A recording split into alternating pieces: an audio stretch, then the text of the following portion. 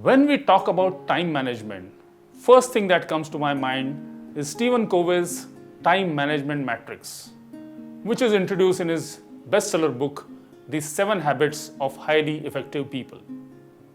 I recommend you read that book, and today I am going to explain the same to you in this short video.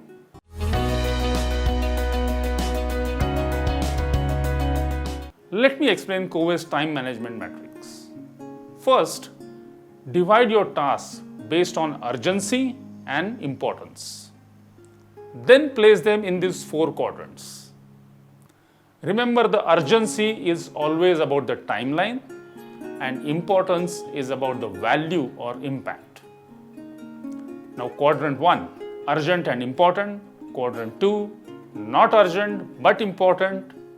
Quadrant 3, urgent but not important. And quadrant 4, not urgent, not important. Now let's look at what does that mean and which task to place in which quadrant. Let's start with quadrant 1, urgent and important. A customer wants you to fly down to attend a critical malfunction in the equipment supplied by you as his production has stopped.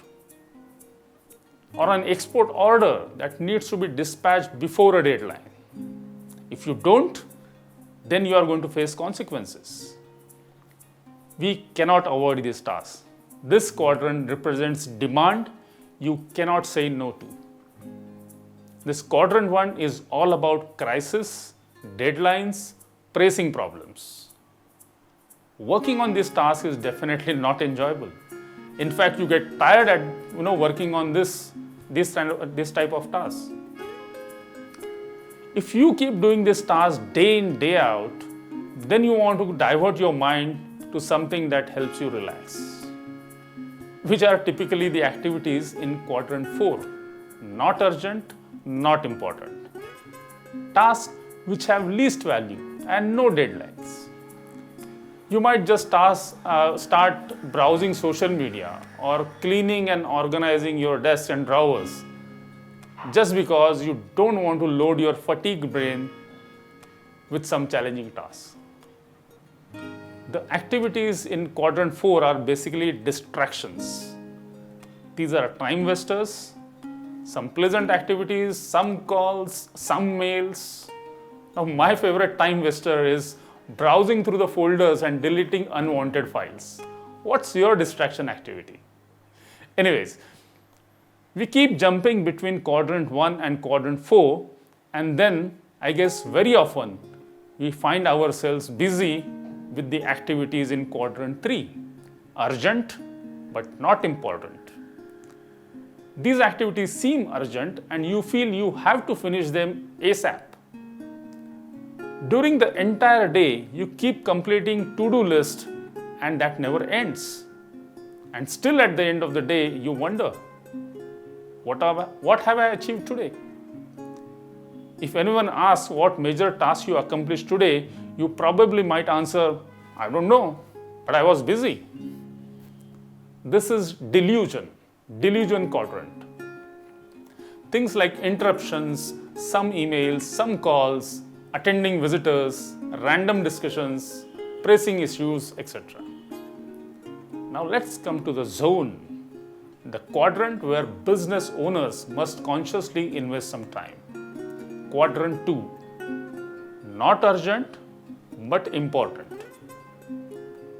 Things which are not urgent will never demand your time, and hence these are always left to be done in free time, or if we have free time.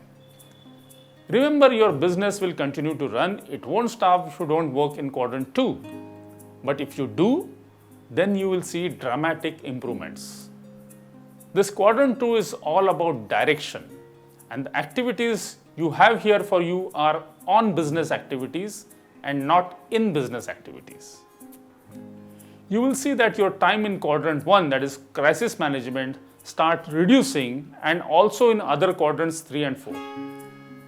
Quadrant 2 activities include relationship building, preventive measures, personal growth, long-term planning, finding new opportunities.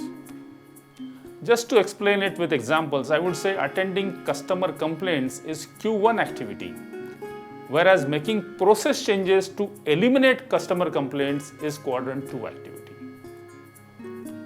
Learning is one such activity in Quadrant 2 for personal growth. When you grow as a leader, your business grows. If you want to identify on-business activities in your business, comment zone in the comment section and I will connect with you.